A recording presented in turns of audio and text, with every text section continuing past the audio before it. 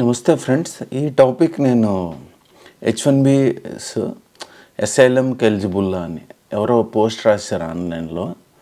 So నేను అది ఇంతకుముందు కూడా చెప్పాను చాలాసార్లు, బట్ మళ్ళీ చెప్తున్నాను. Is the war between Pak and India can H1Bs in the USA eligible for asylum here? Someone posted this question on social media networks. This is important and sensitive question. Here is a clear fact based answer. అదేంటంటే, నేను H1B మీద ఉన్నాను. ఇండియాలో Pakistan war అవుతుంది. War అనకూడదు, దాన్ని escalation అంటారు. అంటే asylum eligible requirements under US laws qualify asylum for the US you must prove. ఇది చాలామంది క్లారిఫికేషన్ ఉంటుంది ఈ వీడియో. ఎందుకంటే ఇప్పటిదాకా నేను ఎన్ని స్టోరీస్ అన్నాను. మా ఫ్రెండ్కి తెలంగాణ ఆంధ్ర కొట్టుకున్నప్పుడు అమెరికాలో అసైలం అసలు అర్థం ఉందిరా, ఏంద్రా boy my stories. Okay, to qualify asylum US you must prove a well founded fear of persecution. నేను వెనక్కి వెళ్తే చంపేస్తారనేది ఏదైనా ఉందా? ఒకటి. రెండు, based on race, religion, nationality, political opinion or membership in a particular social group. అలాంటివి ఏమైనా ఉన్నావా నువ్వు? వచ్చేదేమో నాన్ ఇమిగ్రెంట్ వీసా, మళ్ళీ ఇండియా మీద అసైలం ఎలా అప్లై చేస్తావు నువ్వు? Okay, two persecution must come from the government or forces government cannot control. So war or general violence is not enough by itself to qualify for asylum. Point 1 clear. రెండో పాయింట్కి వెళ్దాం. H1B holders are not automatically eligible. If you are an H1B visa, the US considers you to be from a safe country. Understand? Unless you prove you are personally at risk. A war between India and Pak would not automatically make every Indian citizen eligible for asylum. Third point, mass war not equals to individual threats. Asylum is about personalized fear, not fear of war in general. You must show you are individually targeted for persecution. Example, journalist, activist, minority group member, etc. What happens if war breaks out while you are in the USA? You may explore temporary protection status. It's called TPS. If the US government designates it, in brackets, which it hasn't for India. Okay, India applicable. You could also request a humanitarian visa extension, very limited. బహుశా Iraq, Syria లాంటి వాళ్ళకి వర్తిస్తుంది అనుకుంటా. Subject corrections మనకు తెలియదు, research చేయాలి. So, but H1B overstaying to claim asylum without strong proof can risk denial and future bans. అసలు ఈ థాట్ ఏం మంచిది కాదు, ఎవడో రాశాడు ఆన్లైన్లో పోస్ట్. సో బాటమ్ లైన్ ఏంటంటే, being from A country at war is not guaranteed path to asylum. H1Bs would need to prove they personally face persecution, not just instability. So ఈ పాయింట్ మీకు clear అయిపోయి ఉండాలి. తర్వాత ఇదే నేను ట్విట్టర్లో, ఎక్స్లో కూడా రాశాను. కొంచెం షార్ట్కట్లో రాసినప్పుడు కొంచెం క్లియర్గా ఉంటుంది కదా. సో నా స్టేట్మెంట్ ఇది. Most Indian asylum claims in the US are baseless or misused. It doesn't matter 1985 whatever 6 rights ఎప్పుడైంది వాట్ ఎవర్ అప్లై చేసుకొని ఇప్పుడు కలుస్తానని మూమెంట్ పెట్టి not genuine. It is often a loophole tactic, not real persecution. అయిపోయింది, చెప్పాలనుకున్న points అయిపోయింది. ఇప్పుడు నా గత అనుభవాల్లోకి వెళ్తే, ఒకటి 1985 80s what ever year subject correction 6 కొత్తగా జరిగినప్పుడు కూడా ఇక్కడ ఏమంటారు, మన వాళ్ళంతా అసైలంలో అప్లై చేసి ఇప్పుడు కలుస్తానని మూమెంట్లో లేవదీస్తున్నారు. రెండోది 1995 to 96 మధ్యలో నేను బెంగళూరు వెళ్ళాను. అప్పుడు ఇంటర్నెట్ లేదు హైదరాబాద్లో. నోవల్ నెట్వర్క్ అని ఒక 7 నెట్వర్కింగ్ పేపర్స్ ఉంటాయి. అవి నేను ఆన్లైన్లో అప్పుడు రాశాను. వెళ్ళి బుక్ చేసుకుని ఎగ్జామ్ రాయాలి. దానికి ఇండివిజువల్గానే కోర్స్ అది ప్రిపేర్ అయ్యాను. బట్ ఆప్టెక్ క్లెయిమ్ చేసుకుంది వాళ్ళ ద్వారా సాఫ్ట్వేర్ డిప్లొమా చేశాను కాబట్టి. సో తర్వాత నేను అక్కడ ఫ్యాకల్టీ పేరు గుర్తురాట్లా, శ్రీనివాస్ సంథింగ్ ఆయన పేరు. నోవెల్ నెట్వర్క్ ఒకటే ఆథరైజ్డ్ ఇన్స్టిట్యూట్ ఉండేది. అంటే ఇదంతా మైక్రోసాఫ్ట్ పుట్టక ముందు సంగతి చెప్తున్నాను. నాకు తెలియదు అసలు మీరు పుట్టారు లేదు యంగర్ జనరేషన్. అంటే ఈ వీడియో చూసేవాళ్ళు less than particular young generation అనుకోండి, 1990s బోర్న్ అయితే వాళ్ళకి తెలియదు కదా. నా సహచరులు నాకన్నా పెద్దవాళ్ళు అయితే వాళ్ళకి తెలుస్తుంది. కానీ ఐటీలో జరిగింది తెలియాలని ఏం లేదు కదా. సో అక్కడ నోవెల్ నెట్వర్క్ ఎగ్జామ్కి వెళ్ళాను. నేను ఆ ఎగ్జామ్ రాసినప్పుడు ఒక లాడ్జ్లో ఉండేవాళ్ళం ఇక్కడ బెంగళూరులో. సో ఆ రూమ్లో ఉన్నప్పుడు చాలా చోట్ల ఉన్నాం, చాలా ఎగ్జామ్స్కి వెళ్ళాం కాబట్టి వేరే లాడ్జీలో ఉన్నాం. ఒక లాడ్జీలో ఉన్నప్పుడు ఆ ఫ్యాకల్టీ ఉన్నారు. ఇప్పటికీ ఆ ఇన్స్టిట్యూట్ పేరు గుర్తురాట్లా. వాళ్ళే నోవెల్ నెట్వర్క్ ఆథరైజ్డ్ ఇన్స్టిట్యూట్ అనమాట. సో ఫ్యాకల్టీ సిఎన్ఏ కదా, సిఎన్ఐ ఏదో సంథింగ్ ఉంటుంది. అంటే ఫ్యాకల్టీకి ఎగ్జామ్ రాయాలి. ఆ ఎగ్జామ్కి ఆయన వచ్చినప్పుడు ఆయన రూమ్లో నేను కలిసినప్పుడు నాకు ఆయన ఎక్స్ప్లెయిన్ చేస్తున్నాడు. నేను కింద కూర్చున్నట్టున్నాం ఆ రూమ్లో, రూమ్ చైర్స్ ఉన్నాయో తెలియదు. ఆయన ఎక్స్ప్లెయిన్ చేస్తున్నాడు ఎగ్జామినేషన్కి ఎలాగా అని, ప్రిపరేషన్ బేసికల్లీ. మా రూమ్లోకి ఒక అతను వచ్చి ఫ్యాకల్టీని ఎడామడా సీరియస్గా తిట్టేసి వెళ్ళిపోయాడు.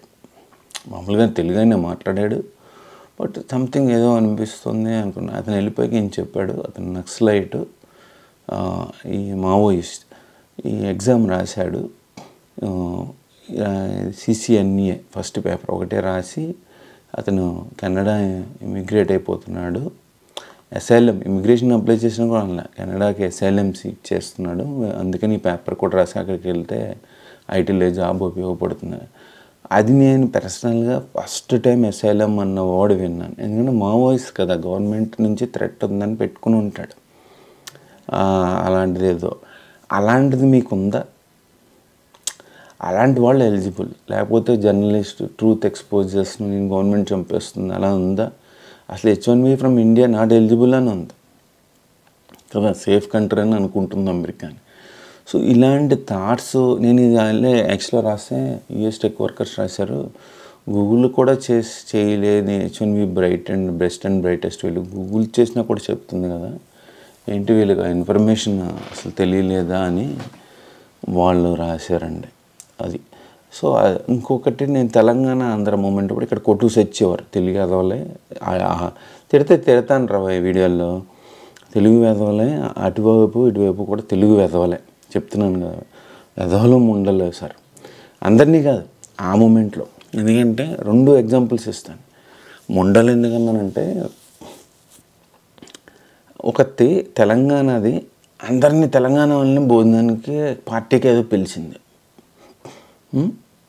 మా వైఫ్ ఛత్తీస్గఢ్, హిందీ ఆవిడ. అందే తిని అమ్మాయి ఏంది తెలుగు వాళ్ళు చదువుతారు వాళ్ళు, మా హిందీ వాళ్ళే కనీసం బెటర్ కదా, హిందీ యునైటెడ్గా ఉంటారు ఒక భాష అనేది. హ్యూమిలియేషన్ కదా, ఎప్పుడో పక్కింట్లో వాళ్ళని పిలుస్తారు, ఎక్కడో పుట్టి ఏదో పార్టీ అవుతుంది రండి అని. ఓన్లీ తెలంగాణ వాళ్ళని పికప్ చేయడం ఏంటి ఎవరు? ఆడు నాకు తెలుసు కాబట్టి తెలంగాణ నన్ను పిలిచాడు, మళ్ళీ ఫ్యామిలీని పిలవాలి. అలాగా మొండలు అలా ఏడుస్తారు. కెన్సింగ్టన్ అపార్ట్మెంట్, ఫోర్ట్స్, న్యూజెర్సీలో 2011 to 2015 మధ్యన జరిగిన స్టోరీ. ఇంకా మగవాది వాళ్ళకి వద్దాం. ఎవరైనా వైఫ్ ఊరు వెళ్తే ఆడింట్లో అపార్ట్మెంట్లో అందరూ మందుగా మీట్ అవుతారు. లోపలికి వెళ్ళే ముందు వాడు బాటిల్ ఇలా ఇక్కడ పెడతాడు, కత్తి పెట్టినట్లు, అది కత్తి పెడతాడు. తెలంగాణ సపోర్టా, ఆంధ్ర సపోర్ట్. నీ అమ్మ ఇది అమెరికా రాబాయి, నీ అమ్మ ఇక్కడికి వచ్చి మీ గోలేంటరా, కుక్కను కొట్టినట్టు కొట్టి సంపాదం కాదు సార్, ఇలా సారీ మళ్ళీ బూత్ మాట వచ్చింది, ఎవరో గోలాడతారు. సో సంపాదొబ్బకి అర్థం వేషాలు అమెరికాలో. ఆంధ్ర అంటే ఇంకోడెవడో గుద్దుమెత్తి అంటాడు, తెలంగాణ అంటే ఇంకోడెవడో కొడతాడు. నన్ను కూడా అడిగారు, నేను చెప్పాను రా నీ అమ్మ వీరంతా బచ్చగా కొడుకులరా, నేను చంద్రబాబు నాయుడు గారి దగ్గర 5 నెలలు, వైఎస్ఆర్ గారి దగ్గర 6 నెలలు కూడా ఉన్నాను. తెలంగాణ వాడికి తెలియను తెలంగాణ లిటరసీ నేను చదివానురా, తెలంగాణ ఉద్యమం గురించి. నేను ఆంధ్ర వాడైనా 10 ఏళ్ళు తెలంగాణలో పనిచేశాను, గవర్నమెంట్లో పనిచేశాను. Naxals first round second round peace టాక్స్లో నేను వైఎస్ఆర్ గవర్నమెంట్ తరఫున పనిచేశాను. అప్పుడు ఎంత లీటర్ చదివాను, ప్లస్ సెక్రటరేట్లో ఆంధ్ర వాళ్ళని నొక్కేస్తున్నారని తెలంగాణ వాళ్ళ చేయడం వల్ల ఈ ఉద్యమం పుట్టింది. ఎప్పటి నుంచో ఉంది. బట్ ఉద్యోగాల్లో వాళ్ళకి అన్యాయం జరిగింది, ప్రమోషన్స్ అప్పుడు ఇవన్నీ.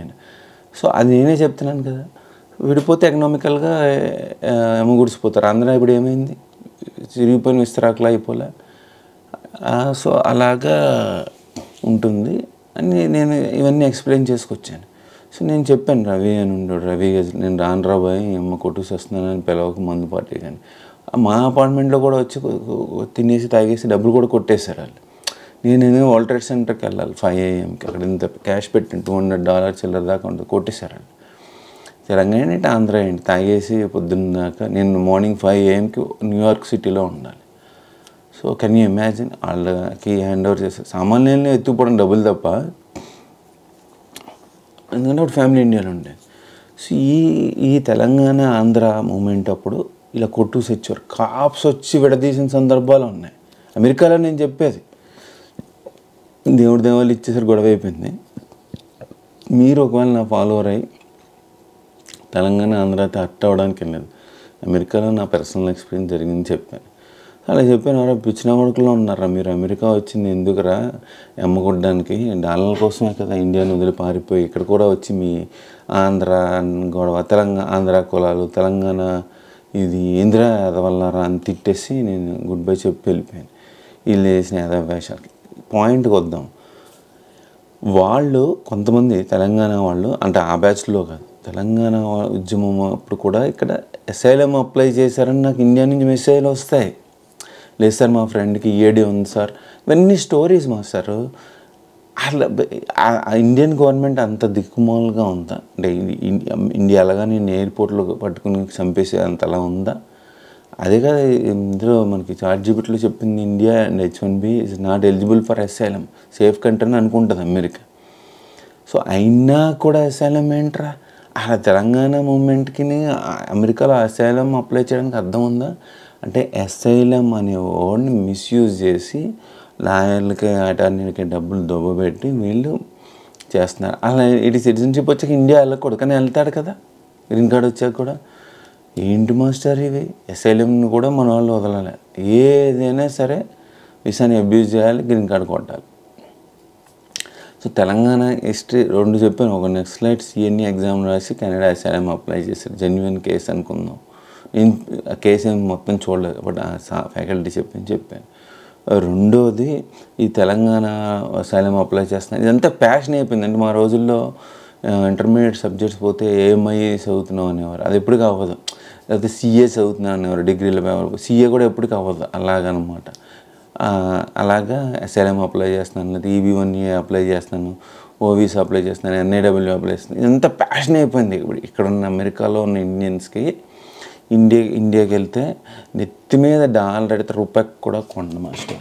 అమెరికాలో ఉన్న ఎవడైనా మీరు ఫీల్ అయితే నేను ఏం చేయలేను.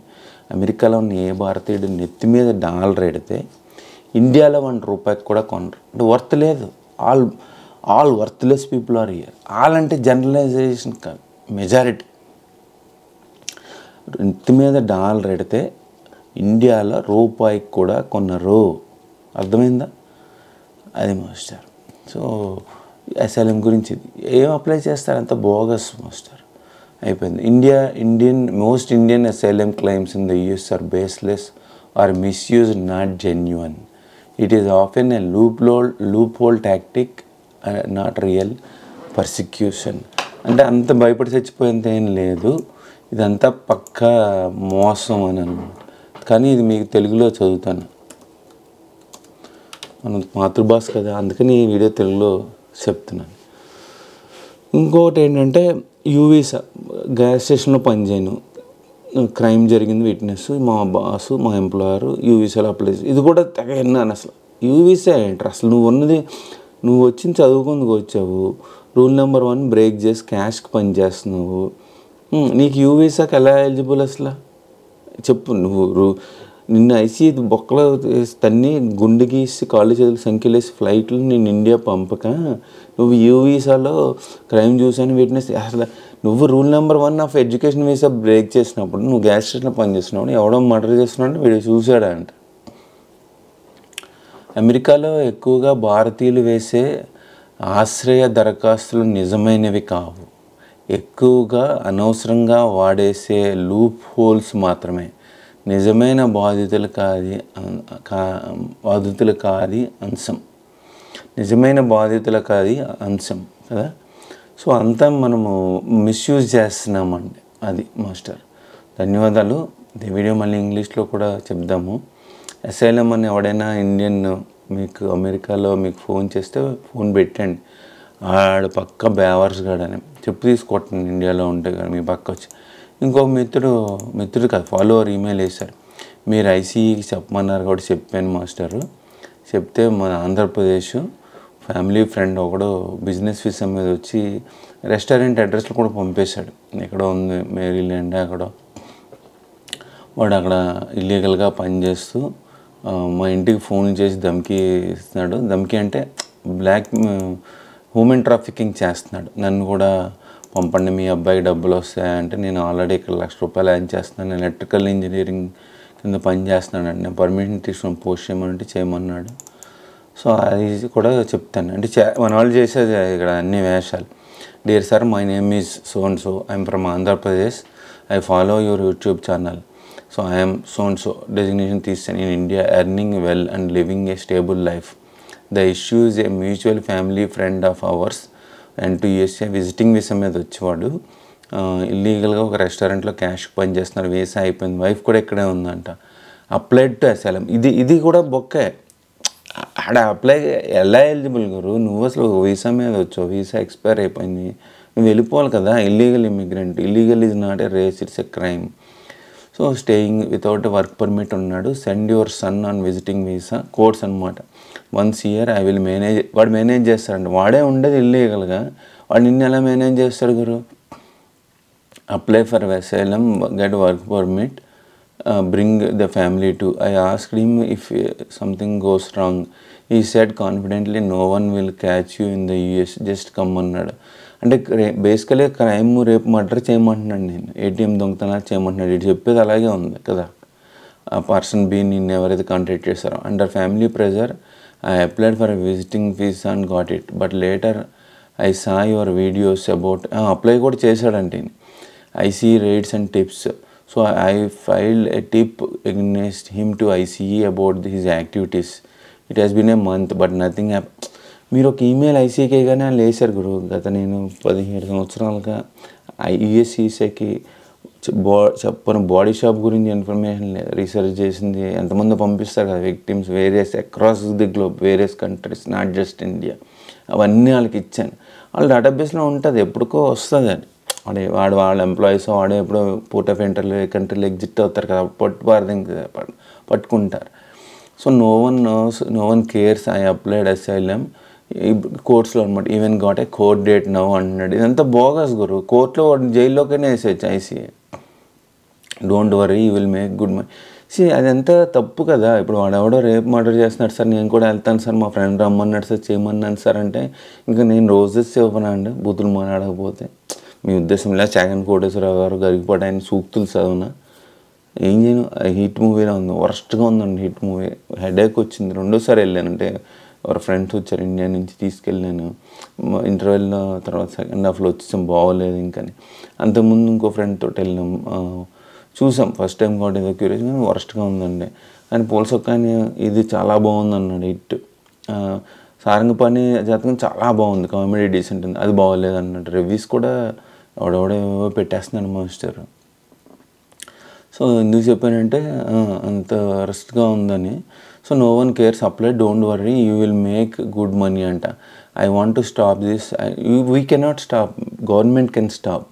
సో మనం ఓన్లీ మెసేజ్ ఇవ్వాలి. Not reporting crime is also crime కదా. So I don't want to go illegal, I'm confused and stressed, please advise me how to deal with this kind of visa fraud pressure from family అన్నారు. Very good brother. ఇంతకుముందు కూడా నేను Indian కంపెనీలో పనిచేసినప్పుడు నాకన్నా పైన 3 levels up manager నన్ను contact చేశాడు స్కైప్లో. చేస్తే నేనేమనుకున్నానంటే మనకి నేను ఏదైనా జాబ్ ఇస్తున్నాడు ఇండియాలో కంపెనీలో అనుకుని నేను సూటు బూటు అన్నీ వేసుకుని స్కైప్లో ఇంటర్వ్యూ అటెండ్ అయితే ఆయన ఏం చేశాడు, నన్ను ఇంటర్వ్యూ చేయడం మొదలుపెట్టాడు. అమెరికా ఎప్పుడు వెళ్ళావు, ఎలా వెళ్ళావు, ఏంటి అని పాయింట్కి రావడానికి టైం పట్టింది. అంటే ఎక్స్ కంపెనీలో టాప్ పొజిషన్లో ఉన్నాడు కదా. సో ఆయన ఏంటి, వాళ్ళ వైఫ్ డాక్టర్ అంట బెంగళూరులో, వాళ్ళతో అబద్ధం ఆడి నేను కుమార్ని కలవడానికి వెళ్తున్నాను అమెరికా అని విజిట్ వీసా అప్లై చేశారంటే. చూడండి నా పేరు ఎలా వాడేసుకుంటున్నారు. సో నేను కుమార్ని కలవడానికి వెళ్ళిపోతున్నానని ఆయన అబద్ధం ఆడేశాడంట. తర్వాత విజిట్ వీసా మీద, ఇప్పుడు విజిట్ వీసా వచ్చి ఇంటర్వ్యూ అటెండ్ అవ్వడం లీగల్ చేసింది యూఎస్ఏసి, వాళ్ళ సైట్లోనే ఉంది. అంతకుముందు ఇల్లీగల్, అది అలా రాకూడదు. ఆ ఇల్లీగల్ టైంలో నేను చేసింది. ఫ్లైట్ టికెట్ కూడా పంపాడు. నేను చెప్పాను మనం చిన్నపిల్లలకి అడ్వైజ్ అంటే, చిన్నపిల్లలు ఎవడో ఇప్పుడు ఏదో నోట్లో పెట్టేసుకుని ఉంటారు కింద రోడ్డు మీద పడి, వద్దురా అని చెప్పొచ్చు. అది కూడా ఇండియాలో, అమెరికాలో చెప్పడం రైట్లే, అన్లెస్ మీ ఓన్ పిల్లలు అయితే తప్ప.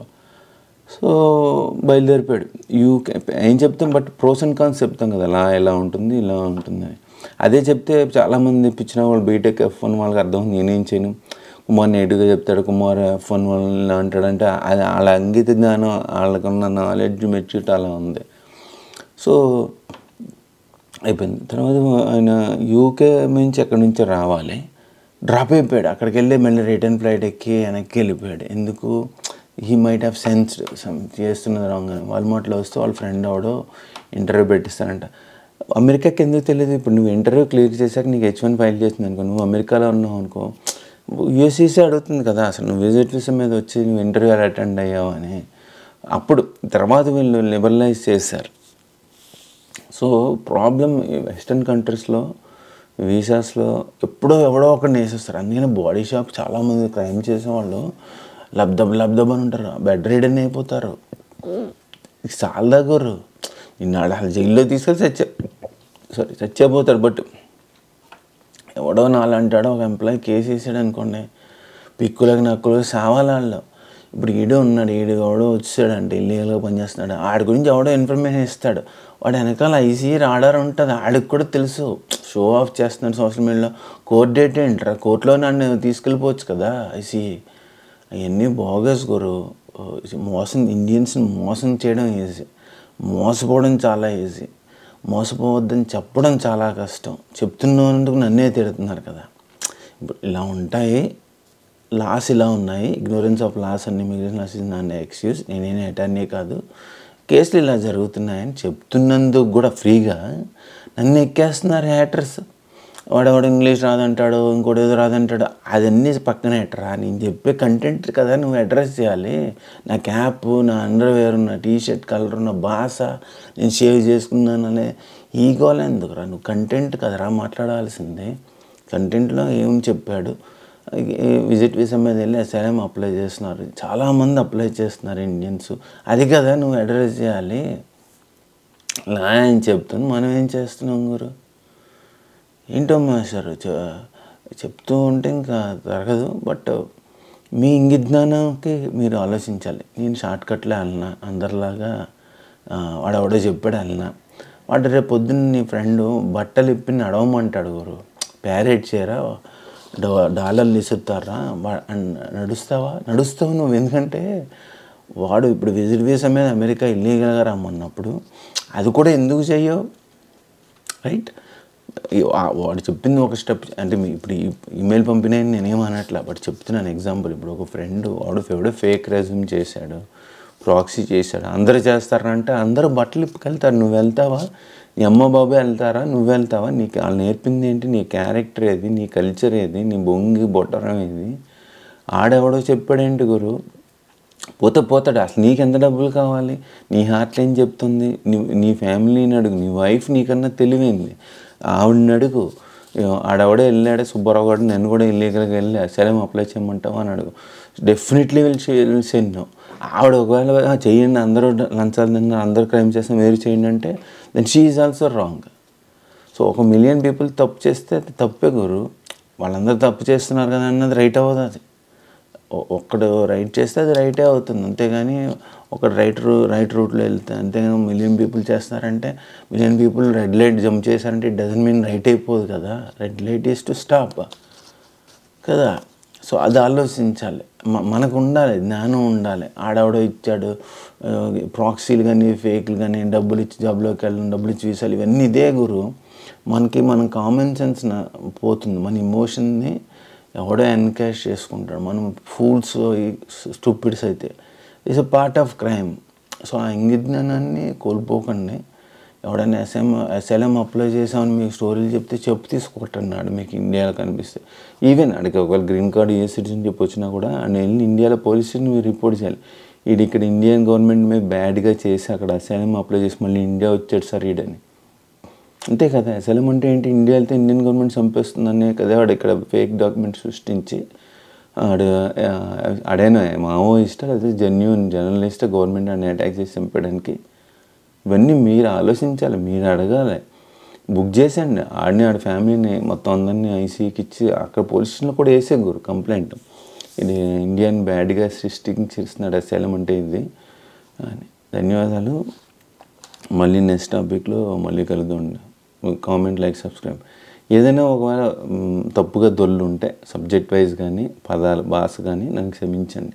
మళ్ళీ అంతేగాని ఆ కుమార్ ఇలా మాట్లాడాడు లేదా అలా మాట్లాడాడు మళ్ళీ మీరు ఎవరెవరి దగ్గర మాట్లాడుకోవాల్సిన అవసరం లేదు. మళ్ళీ ఆ మెసేజ్లు నాకు వస్తాయి కదా. సో తప్పుగా ఉంటే నన్ను క్షమించండి. తప్పు మెసేజ్ వెళ్ళాలి. అసైలం అనేది ఇండియన్స్ అప్లై చేసేది పక్కా బోగస్, అది మెసేజ్. ధన్యవాదాలు. H1B వాళ్ళు అసలు ఎలిజిబులే కాదు. ధన్యవాదాలు. మళ్ళీ కలుద్దాం. Comment, like, subscribe.